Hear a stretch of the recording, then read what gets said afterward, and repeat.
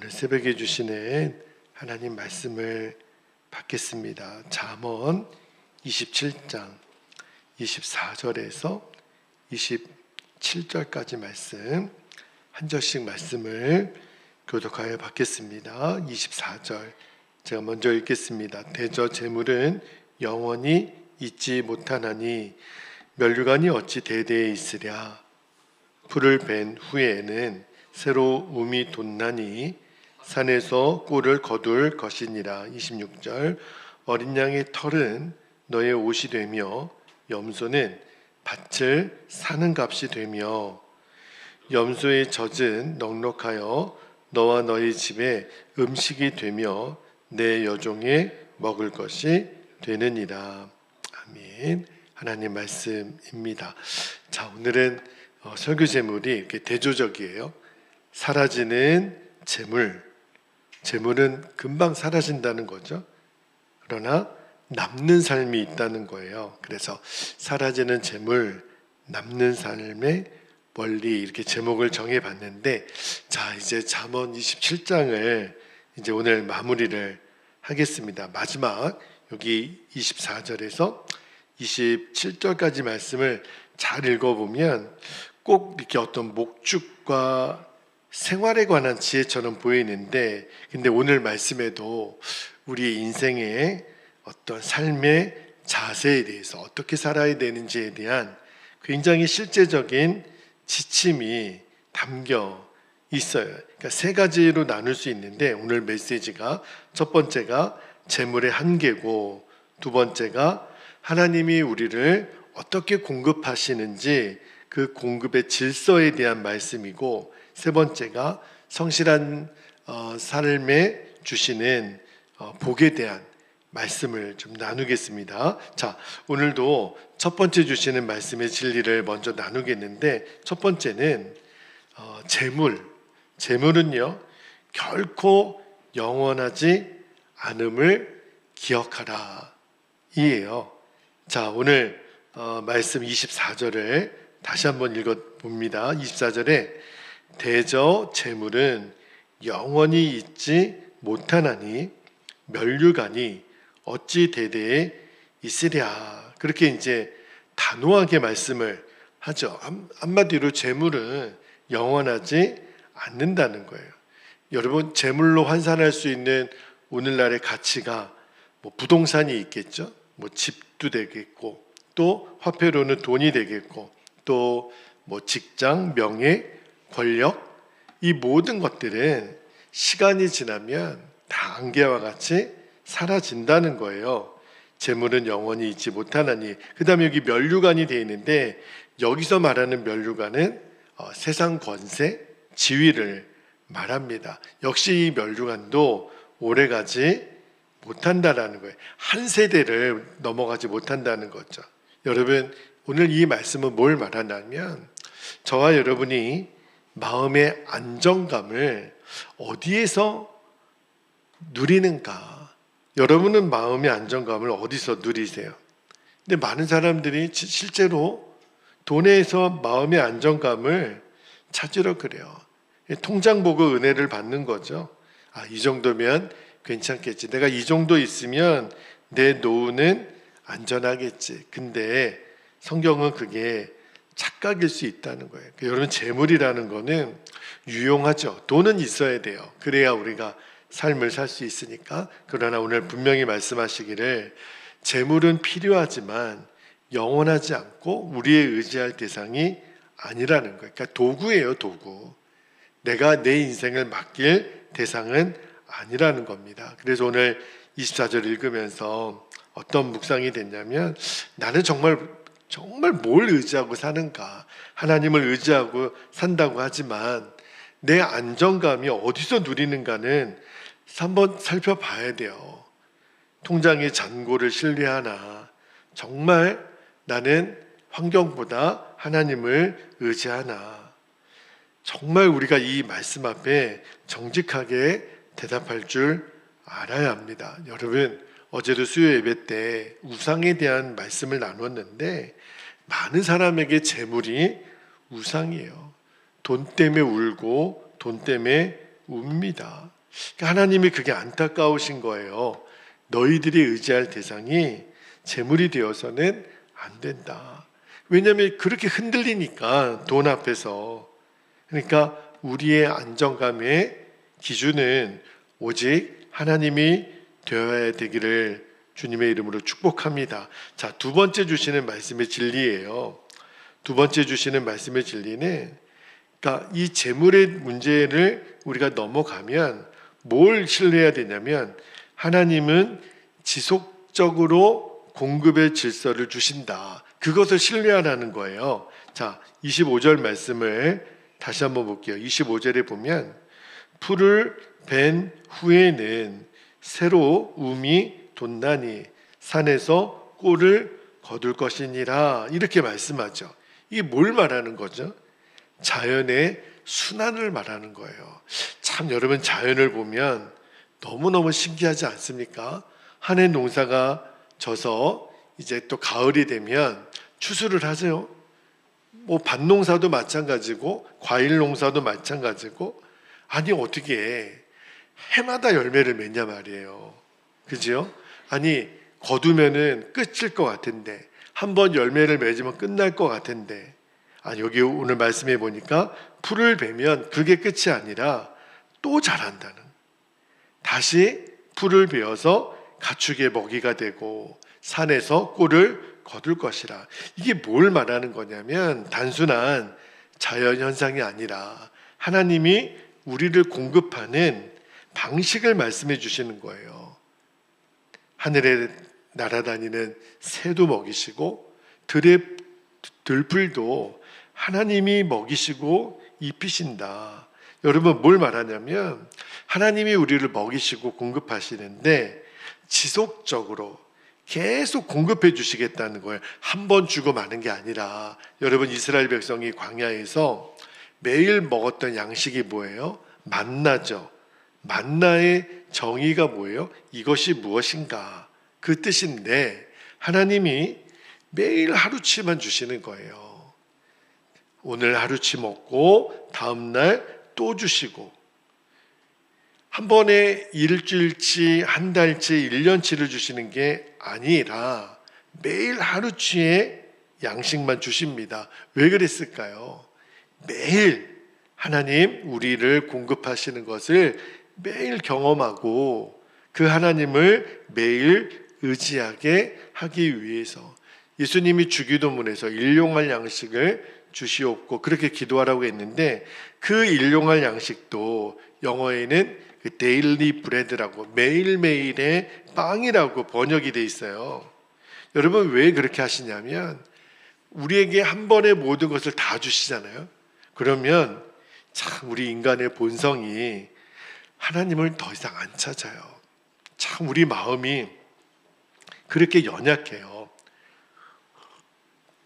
하나님이 우리의 본성을 너무 잘 아시기 때문에 한 번에 다 주면 더 이상 하나님을 찾지 않으니까 하나님이 우리를 그렇게 내버려 두지 않으신다는 거죠. 여러분, 우리의 삶에는 자연과 같이 순환이 있습니다.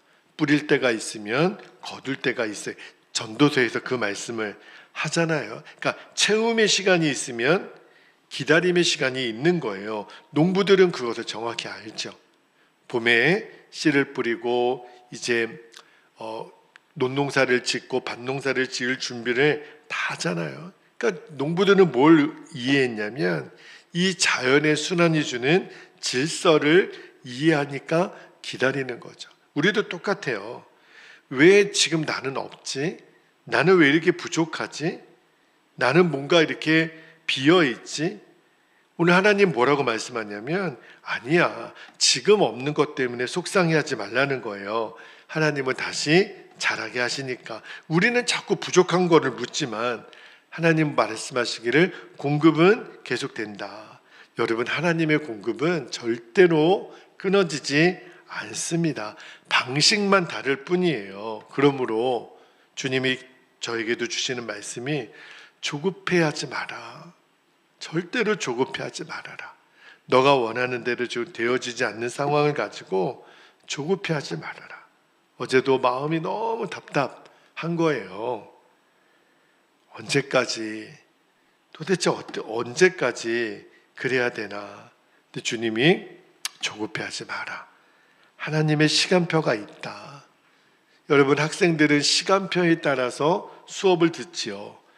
마찬가지로 하나님의 시간표가 있어요. 우리는 한 시간 한 시간 그 과목에 충실하면 돼요. 결국은 하나님이 이루십니다. 하나님이 공급하신다는 거예요. 그게 두 번째 말씀해 주시는 진리고, 자, 27장에 이제 마지막 말씀 2절, 세 번째 주시는 진리인데, 어제도 그 소떼 양떼의 형편과 마음을 두라는 말씀을 나눴는데 동일해요. 자, 성실한 관리가 진짜 복을 만듭니다. 자, 마지막 26절, 27절을 다시 한번 볼게요. 어린 양의 털은 너의 옷이 되며 염소는 밭을 사는 값이 되며 염소의 젖은 넉넉하여 너와 내 집의 음식이 되며 내 여종의 먹을 것이 되느니라. 굉장히 현실적인 말씀이죠. 여러분, 하나님은 가만히 보면 우리의 삶을 두리뭉실 추상적으로만 다루지 않으셨어요. 굉장히 구체적이세요. 여기 보니까 양털은 옷이 되고 염소는 밭을 간다 그랬는데, 그러니까 이게 재산이 되는 거죠.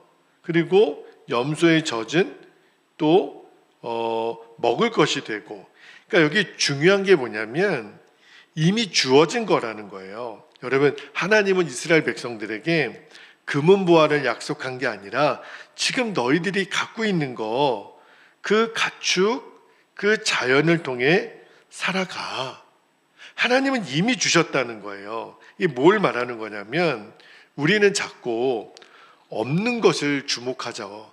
나는 이것도 없고 집도 없고 돈도 없고 옷도 없고. 그러나 주님은 오늘 우리에게 뭘 말씀하자면, 너가 정말 없을까? 내가 너에게 이미 준 게 있는데 그 있는 것을 보라는 거예요. 먼저 없는 것이 아니라 있는 것을 주목하라. 하나님은 우리에게 시간을 주셨잖아요. 건강 주셨잖아요. 없나요? 있잖아요. 직장도 주셨고 관계도 주셨고 작은 기회들을 계속 주시잖아요. 이미 있는 거예요. 이미 주신 자원들이에요. 그거를 주님이 오늘 어떤 마음을 주셨냐면, 없는 것 때문에 불평하지 말고 조급해하지 말고 있는 것부터 성실하게 관리해봐. 있는 것부터 성실하게 너가 순종해봐. 그러면 그게 너의 복이 될 거야. 요즘 참 하루가 너무 빠르게 지나가요. 해야 될 일이 많고 늘 자꾸 감당해야 될 역할들은 늘 다가오는데, 시간이 좀 더 있었으면 좋겠다.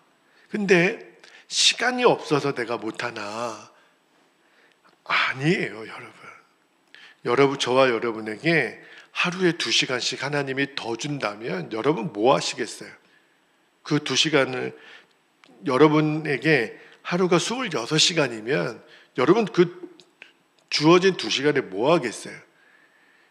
하고 싶은 게 있으시겠죠. 책도 보고 성경도 읽고 기도도 더 많이 하고. 근데 주님이 그런 마음을 주세요. 그러면 거꾸로 묻자.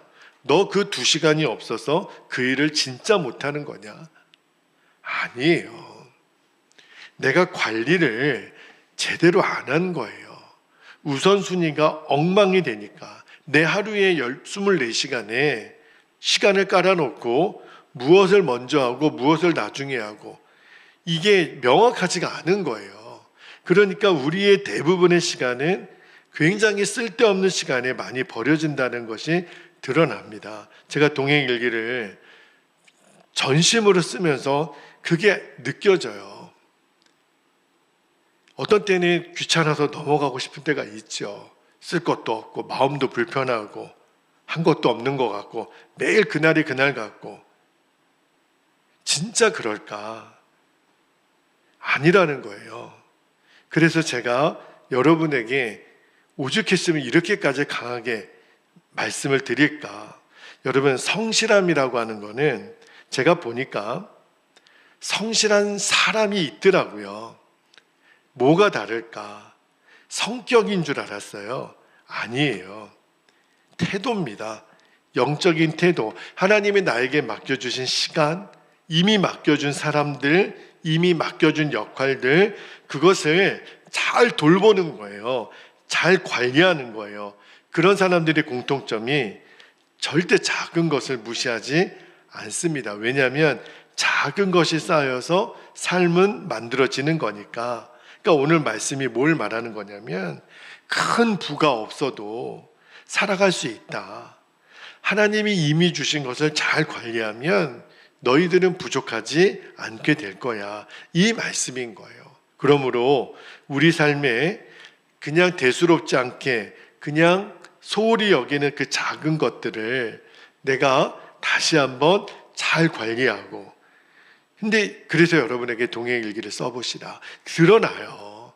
내가 오늘 하루를 어떻게 보냈는지를 정리를 해보면, 정말 정직하게 정리를 해보면 드러납니다. 내가 하나님이 이미 주신 것을 내가 엉망으로 관리했구나. 오늘 말씀을 마무리하겠습니다. 이 세 가지 말씀의 진리를 주셨는데 우리 삶에 적용해 보면 재물에 대한 태도를 바꾸라는 거예요. 재물이 목표가 아니라 하나님 그분이 목표가 되는 삶. 두 번째는 하나님의 공급 방식. 지금 부족해 보여도 하나님 일하고 계시다는 거예요. 매일매일 일용할 양식을 주신다는 거예요. 마지막 세 번째가 지금 나에게 가진 것, 지금 이미 주신 것을 성실하게 관리하라. 작은 것에 충성하는 삶이 결국 큰 은혜로 이어집니다. 여러분, 우리들의 인생은 무엇을 가졌느냐로 결정되지 않아요. 하나님이 내게 주신 것을 어떻게 관리했느냐. 제가 어제 청지기에 대한 말씀을 드렸죠. 재물은 사라져요. 환경은 변합니다. 그러나 하나님 안에서 성실하게 살았던 그 삶은 영원히 남는 거예요. 이 새벽에 결단하기를 원하는 것은 재물이 아니라 하나님을 의지하는 삶, 조급함이 아니라 신뢰하는 삶, 그리고 작은 것에 충성을 다하는 삶을 사는 저와 여러분이 되시기를. 그러면 주님이 우리의 인생을 책임져 주실 줄로 믿습니다. 자, 이제 기도하겠습니다.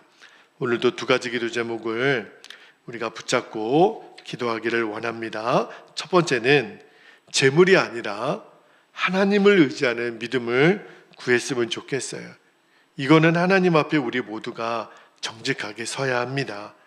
어떤 상황에서도 하나님을 신뢰하게 하옵소서. 두 번째는요, 하나님이 이미 주신 것들이 있다는 거예요. 없는 것을 주목하지 말고 이미 주신 것을 성실하게 관리하는 지혜와 부지런함을 주셔서 우리의 삶이 하나님의 공급하심을 경험하는 통로가 되게 하옵소서. 주님은 오늘도 우리에게 만나를 주세요.